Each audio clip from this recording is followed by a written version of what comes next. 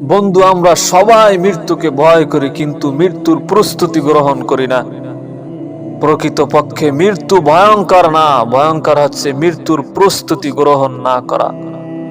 কবর আমাদেরকে প্রতিদিন ডাকে, এই তোমার বয়স তো 20 বছর, তোমার বয়স তো 30 বছর, আরে পিছনের দিকে তাকায় দেখো না, তোমার চাইতে বয়সে ছোট অনেক মানুষ আমার কাছে চলে আসছে।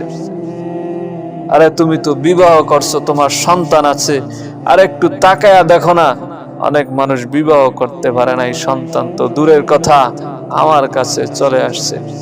তোমাকে তো আল্লাহ তাআলা সুযোগ দিছে, এখনো কি তুমি মৃত্যুর ব্যাপারে উদাসীন থাকবা? এখনো কি তুমি কবরের চিন্তা করবা না? ভাই, মৃত্যু কিন্তু কারো কাছে মিস কল দিয়ে আসে না। মৃত্যু কিন্তু কারো কাছে মিস কল দিয়ে আসবে না।